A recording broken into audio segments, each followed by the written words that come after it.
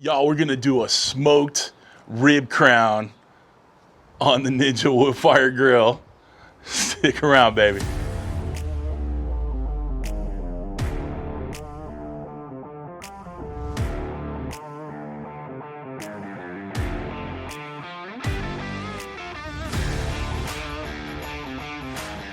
What's up, everybody? Welcome to Cooking with CJ. I'm CJ. Welcome to my backyard. So glad you're here. Guys, we got a good one today. This one, we're going a little off script on this one, all right? We are going to do a rib crown barbecue style. Now, this is a new one for me, but it was requested by one of my subscribers in one of my groups, right?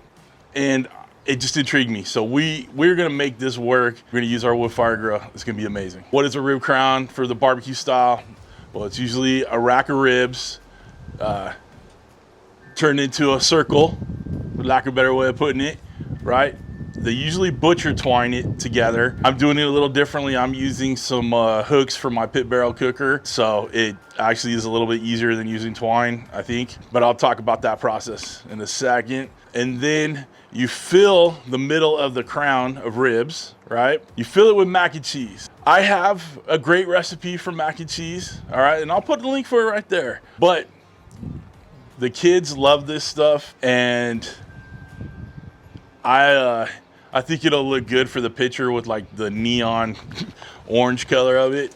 But we got a little Bob Evans here, homemade in Bob's factory. And then we got some leftover pulled pork. So you put the mac and cheese in the middle of the crown, top it with some pulled pork, little barbecue sauce. You're styling. We're using a little Kosmos Q. We got some sweet honey pecan and the Chipotle Killer Bee. And then we're gonna use the maple bourbon rib glaze from Cosmo too. And I'll put a link down below to that website. It's gonna be messy goodness, but you know, you can't go wrong with messy goodness, right? Okay, so what have we already done so far? Well, we got the ribs prepped. I got them out of the cryo vac, got them dried off, got them on my cutting board. I trimmed up the sides. I wanted it more squared off, and you know, one side had really thin ribs on there with a little bit of meat, little sinew. Trimmed that part off, and then the thicker side, there was some sharp exposed bone on there, okay? So we got that cleared off. And then the top part of the ribs, I trimmed off the top, okay? We're not dealing with a lot of room in this wood fire grill, so I needed to make it as compact on the ribs as possible, okay? So that's what we did, we cut off the top. I'm using baby back ribs because those are a little bit shorter bone ribs. I don't know that St. Louis ribs would fit in there, okay? I think they'd be too tall, okay? As it is, we're going to kind of smush down, and I'll go over that too. Kind of push it down a little bit so it all kind of fits together, and I'll show you what I'm talking about in a second. Once we got it seasoned up, we got my pit barrel cooker hanging hooks punctured into probably about the third bone back on one side of the rib rack, right? And then did the same thing on the other side of the rib rack, and then joined them, you know, at the hook, okay? So you can use butcher's twine if you want, but I just figured this was easy. I know how to hook the ribs in. I'll put a link down below for the hooks if you guys want to go that route. Pretty simple way of doing it, and you're not messing so much around with the butcher's twine and all that. All right, a little bit of over talking, but I had to explain what the hell's in my mind to make this work. We're going to smoke it at 250. I got some cherry wood pellets in there. I'm gonna let it go through the initial smoke. The initial burn in, and then we'll put the rack of ribs on. We're gonna take those ribs to about 165, 170 internal. And of course, I'll put the Celsius right here for our friends across the pond or up north, all right? And then I'm going to pull the ribs out and then do my best to wrap them in tinfoil and get them back on the wood fire to finish up. We'll keep it at 250 the whole time. We will pull the ribs when they're about 200, okay? Usually I like to take my ribs to about 205, 210, especially in the wood fire. But I want these ribs to be a little bit more tight, not as fall off the bone style, okay? Because I want those ribs to stand up in that circle, right? So this is a new one for me, so bear with me. I think it's gonna be fun. I think it's gonna turn out right, but I'll take you along the way no matter what. But this this is a fun, you know, I love coming up with ways to use this machine, and I think this is gonna be a good one. It's a showstopper for real. Now, if I can get this to turn out the way I want it to, I think we'll be in good shape. I think it'll look really good. Let's go ahead and get this wood fire fired up, and let's get started. Stick around. This will be a good one. All right, this is how it's gonna be positioned on the tray here. It has just enough clearance, okay? It's gonna be a little smushed down over here. All right, so there's a bit of an angle, but this is how we're gonna put it on. I'm going to remove it to start the ignition process, but you get the idea. And I trimmed a little bit more off the top there. All right, like I said, we got the pellets in. Turn it to the smoker setting, 250. Default time is fine. We're gonna cook to internal temperatures, and we're just gonna hit start, let it go through the ignition process. That smoke is rolling on a beautiful Southern California day. Don't be jealous. Let's go get our roast on there. Okay.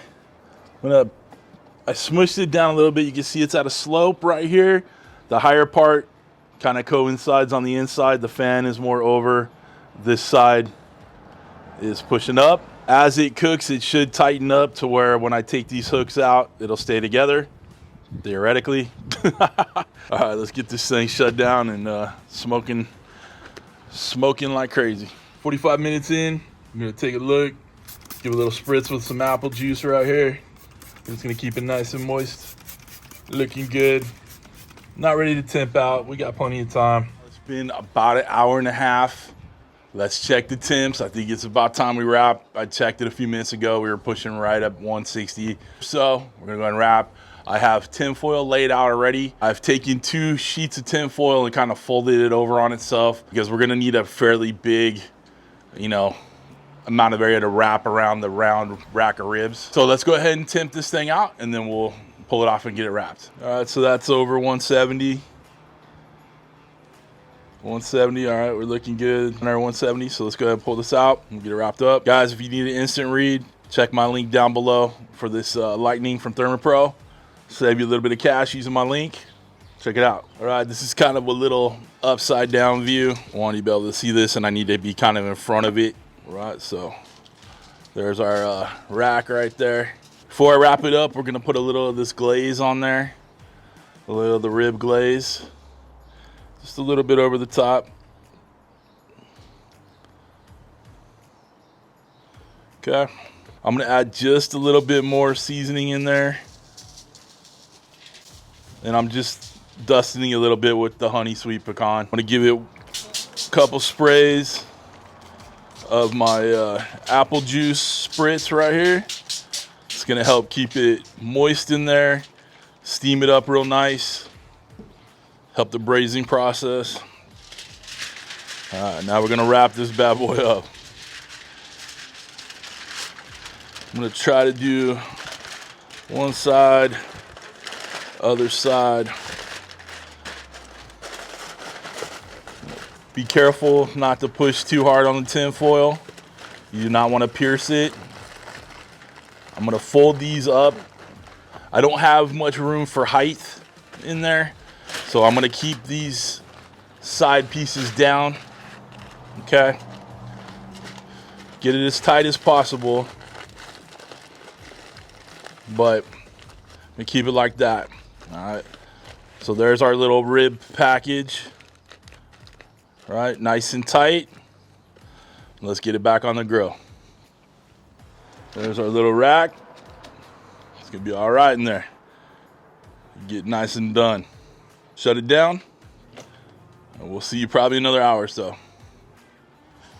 All right, y'all, we are at 2.5 hours. Let's temp these out. I checked it a few minutes ago, just kind of like I did before the last, interruption, right? It was hitting right around 200. So we're gonna check them out. We're gonna pull them out. They're about ready, so we're gonna pull them out and let them rest. And then we'll heat up the mac and cheese and the leftover pulled pork, and then we'll put this together out here. And then the best part, I think, will be, slicing into it in a big mess and all that, but we'll mess with that when the time comes. We're gonna let it rest probably for about a half hour or so and just get ready to dig in. Let's go ahead and take these temps, get this thing off. We're just over that 2.5 hour mark. Let's go ahead and take some temps in there. 204. That one's a little less. It's in the 196, 97. Climbing a little bit. Let's get over here. Yeah. So the shorter side is more done, but we're over 190 on the higher, thicker side. That's where we want to be. It's going to calm down with the temps, and it'll carry over a little bit while we let it rest. That's it. We'll get this off, turn it off, and we'll start building this crown of barbecue masterpiece here. We've rested a little bit. Let's go ahead and get this bad boy open. We're gonna place it on this, and then we'll start building off of it. Just be careful. It's still hot in here. All right, there you go. There's the rib rack. We got some good color on there. Let's go ahead and pull it out. We'll get it on the board here. I'm gonna finagle this one way or another here. Not as bad as I thought. Pretty simple. Okay. Take out our little hooks right here. I think that's our money side. We're gonna build it off of there. Let's get the rest of the stuff. Team, we got our mac and cheese. We got our pulled pork. Got our rib glaze. Let's start putting this stuff together. I'm gonna get some mac and cheese in there. You know it's gotta be cheesy. Woo, look at that. That hot pulled pork on top.